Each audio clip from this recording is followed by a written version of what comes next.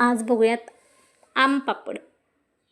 मस्त छान रसरशीत असे मऊसूत जेलीसारखे लागणारे आम पापड ट्राय करा, नक्की टेस्टी मस्त छानच झालेले माझे. तरी तुम्ही पण ट्राय करा. गावी गेले होते त्यावेळेस आंबे, कच्चे आंबे घेऊन आले होते, मस्त हिरवेगार आमच्या शेतातले, मम्मी पप्पांच्या घरचे. माझ्या गावी गेले की सुख वेगळंच असतं.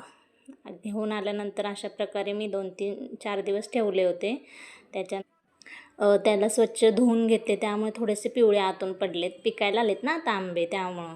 त्याच्यानंतर असे चिरून मस्तपैकी त्यांची वरून साल काढून घेतले छानपैकी, जेणेकरून ते आपण ज्यावेळेस पेस्ट करणार ती राहणार नाही. त्यानंतर सालं काढून झाल्यानंतर अशा प्रकारे कट करून घेतलेले आहे, बारीक बारीक फोडी. जास्त बारीक नाही, मध्यम अशा साल पण बाजूला काढून घेतले फोडी. ह्याच्यात मी करून घेणार आहे. मिक्सरचं भांडं घेतलं आहे, कुकर घेतला आहे छोटा. त्यात कुकरमध्ये मी सगळे आंबे टाकून जे चिरलेले होते ना ते टाकून घेतले छानपैकी. त्यानंतर थोडंसं पाणी घातलं. पाणी घातल्यानंतर गॅसवरती ठेवला. गॅसवरती मग त्याच्यात थोडासा गूळ घातला आहे. आपण साखर पण टाकणार आहोत बरं का. त्याच्यानंतर थोडंसं मिठानं जरा गोड पदार्थाला लगेच चव येते, त्यामुळं अशा प्रकारे 4 शिट्ट्या काढून घेतलेल्या आहेत. ते बघा किती छान शिजलेलं आहे. शिट्ट्या 4 काढून घेतल्यानंतर मी मिक्सरच्या भांड्यात वाटून घेणार आहे, असं छानपैकी बारीक पेस्ट करून घेणार आहे ह्याची. आता तुम्ही नक्की ट्राय करा, खूप छान होतो. मला तर खूप आवडलं. मी प्रत्येक उन्हाळ्यात आता आंबे आल्यानंतर असे ट्राय करणार आहे नक्की. तुम्हीही करू शकता. असं बारीक पेस्ट करून घेतलं. कढईत थोडंसं तूप टाकून घेतलं. त्याच्यात घातल्यानंतर जी पेस्ट करून घेतली होती ती टाकून हलवून मस्तपैकी घेतलं. आणि त्याच्यानंतर कच्चा लिंबूचा जरासा आंबटपणा छान लागतो.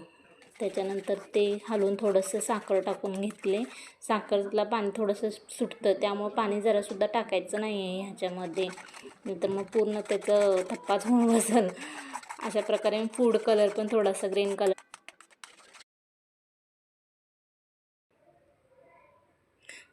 टाकून घेतला आहे. त्याच्यानंतर जी आपली रेड चिली पिझ्झा भेटतं त्याच्यासोबत भेटतं, ते माझ्याकडं होतं थोडंसं घरी, ते मी टाकून घेतले. छान तिखट आंबट गोड असं टेस्ट येण्यासाठी. त्याच्यानंतर ताटेला मी तूप लावून घेतलेलं आहे आणि थोडा वेळ मी सुकून बाजूला ठेवून घेतलेलं थोडंसं उन्हात.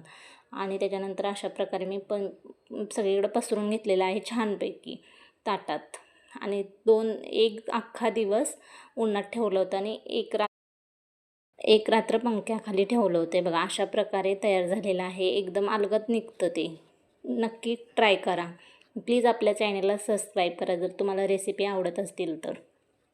नक्की आम पापड